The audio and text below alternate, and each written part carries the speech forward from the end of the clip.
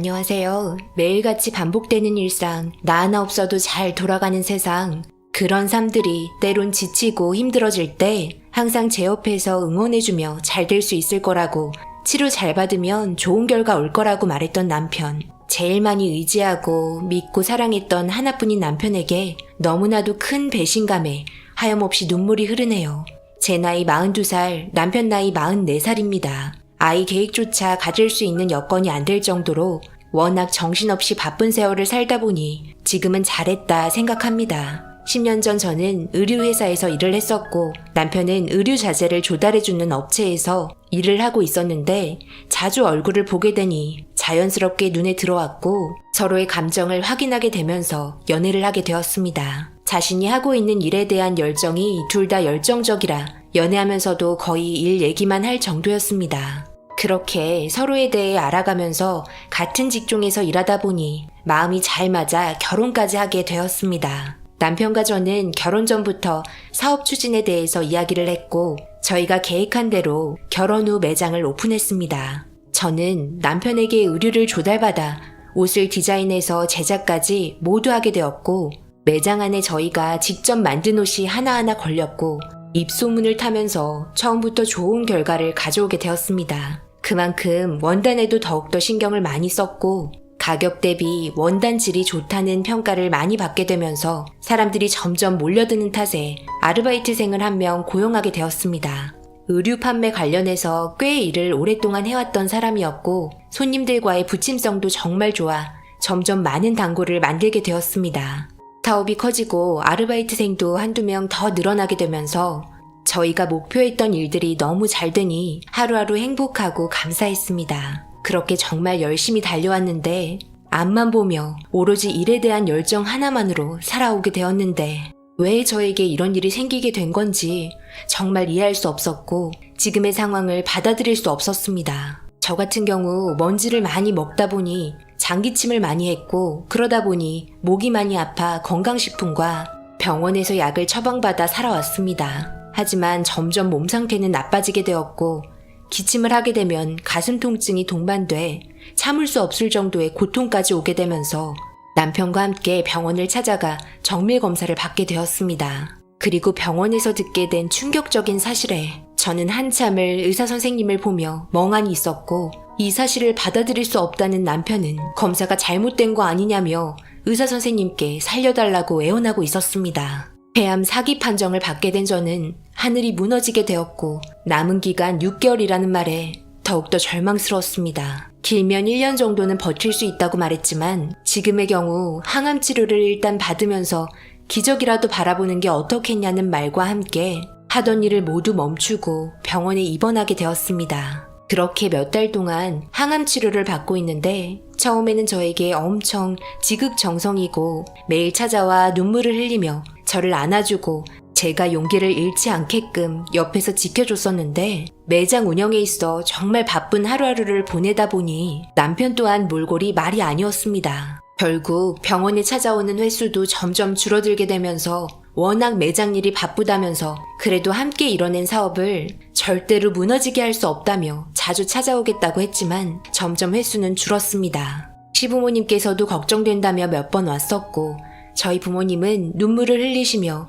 옆에 계속 있어주려 했지만 제가 필요한 건 남편이었고 시간이 계속 흐르는 상태에서 저에게 주어진 시간이 점점 줄어들게 되니 마음이 촉박해지고 힘겹게 기적이라는 단어 하나에 의지한 채 버티려 노력했지만 남편이 옆에 없다 보니 결국 저는 무너지고 말았습니다. 제가 없는 사업을 살려보겠다고 바쁘게 움직이는 남편에게 저녁이라도 올 수 있는 거 아니냐며 소리치며 화를 내며 그동안 항상 평정심을 유지했던 저는 결국 남편과의 사이까지 멀어지는 상황까지 오게 되었습니다. 잘 살고 있던 저에게 이런 시련이 오게 되니 너무 두려웠습니다. 아직 생각하고 있는 일들이 너무나도 많은데 병원에서 항암 치료나 받고 있는 제 자신이 너무 원망스러웠습니다. 그렇게 눈물로 하루하루를 보내고 있는데 시간이 좀 한가해진 건지 몇 주 만에 남편이 병실에 들어왔고 제 모습을 몇 주 만에 본 남편은 많이 놀랐는지 그동안 자기가 자주 오지 못해 미안했다는 말과 함께 저를 안아주었습니다. 그래도 보고 싶었던 얼굴을 보게 되니 제 마음에 안정이 다시 찾아왔고 제가 알게 모르게 이 사람에게 많이 의지하고 있었구나 생각하며 지금 일은 잘 되고 있는지 하나하나 물어보게 되었습니다. 하지만 잘 될 것 같았던 사업은 제가 없다는 이유 하나만으로 점점 무너지고 있다며 걱정이 많은 얼굴을 하고 있었고, 남편이 제 옆에서 축 처진 어깨를 보여주니 갈 때 가더라도 이대로 있을 수 없다 생각한 저는 처음부터 지금까지 함께 일해온 아르바이트생 얼굴을 보고 싶다고 남편에게 말했고, 다음날 병원에 찾아온 아르바이트생에게 함께 일해오면서 그동안의 노하우들도 많이 있었기 때문에 제가 알고 있는 전부를 아르바이트생에게 모두 꺼내줬습니다. 그리고 옷에 대한 디자인들까지 주게 되었는데, 거기 안에는 남편과 함께 입을 결혼 10주년 원피스를 디자인한 자료가 있었습니다. 어차피 지금은 입을 수도 없기에 쓴 웃음을 지으며 아르바이트생에게 결혼 10주년 때 제작해서 입을 원피스였다고 말을 하면서 판매하기 전에 제가 먼저 한번 봤으면 좋겠다고 하니 당연히 그렇게 해야 한다는 아르바이트생을 보면서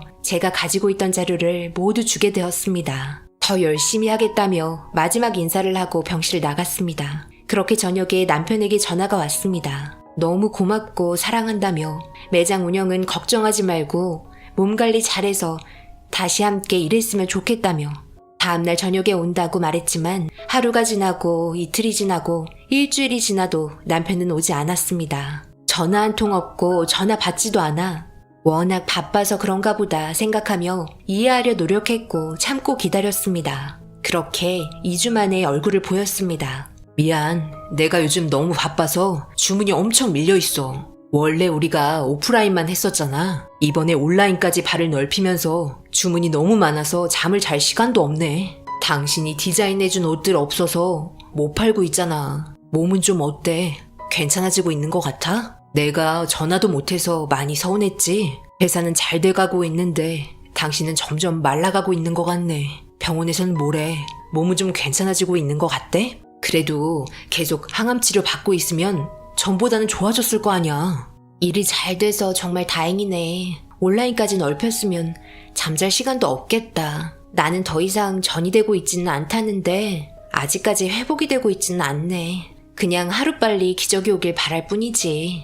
온라인 쇼핑몰 이름은 뭐야? 나도 한번 보여줘 봐봐. 제가 말함과 동시에 남편은 쇼핑몰 보여주기를 머뭇거렸고 이상하게 생각한 저는 왜 그러냐며 보채기 시작했습니다. 결국 남편은 온라인 쇼핑몰 이름을 알려줬고 거기 안에 있던 사진들을 보고 저는 충격을 받았습니다. 제가 남편과 결혼 10주년에 입을 원피스를 그 아르바이트생이 모델로 입고 있었습니다. 그리고 판매 제목에는 결혼기념일에 입으면 남편 사랑 많이 받을 수 있는 원피스라고 되어 있었고 더 충격적인 건 아르바이트생 옆에 남자 모델이 남편이었습니다. 저는 남편과 쇼핑몰에 있던 남자를 번갈아 쳐다봤고 밑으로 더 내려보니 마지막 사진에는 아르바이트생과 남편이 서로 입을 맞추고 있는 사진을 보게 되었습니다. 그 모습에 너무 충격을 받고 할 말을 잃은 저는 지금 이 상황이 어떻게 된 거냐 물어봤습니다.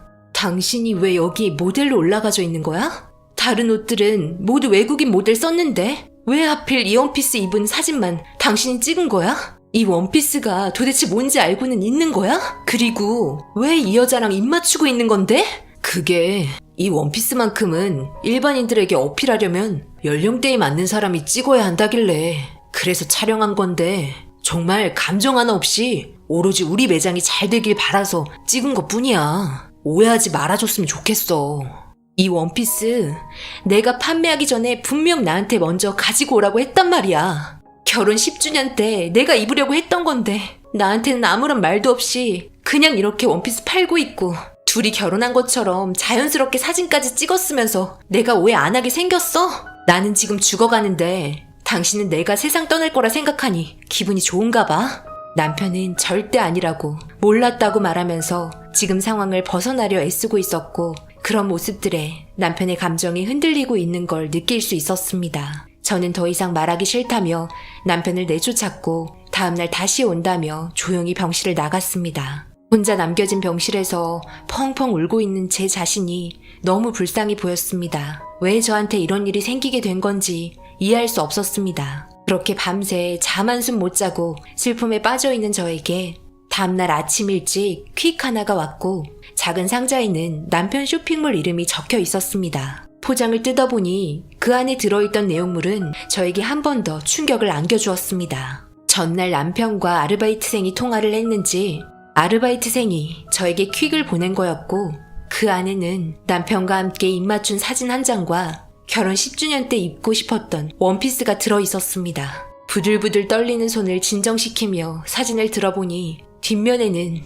우리 내년에 결혼할 거예요. 원래 비밀로 하려고 했는데 저도 더 이상 참을 수 없을 것 같아서요. 사장님 떠나시기 전에 미리 축하해 주시는 건 어때요? 라고 아르바이트생이 메모를 해두었습니다. 이 글을 읽고는 정신이 무너지게 되었고 남편에게 바로 전화했지만 받지 않았습니다. 이제 저한테 남은 기간이 3개월 정도밖에 안 되는데 3개월 이후에 둘이 살든 말든 상관없지만 지금 두 눈 뜨고 살아보겠다고 버티고 있는 저에게 너무나 큰 상처를 준 두 사람이 너무 미웠습니다. 언제부터 서로 좋은 감정으로 만나고 있었던 건지 알 수 없지만 많이 가까운 것 같았고 제가 가진 모든 걸 빼앗기는 느낌이 들었습니다. 저는 킥으로 온 물건을 사진 찍어 남편에게 전송했고 저녁이 돼서야 남편이 찾아왔습니다. 당황스러운 표정으로 가까이 다가와 저를 보더니 바로 무릎을 꿇었습니다. 그리고 모든 걸 설명하기 시작했습니다. 당신이 병원에 입원하고 많이 힘들어하고 있을 시점에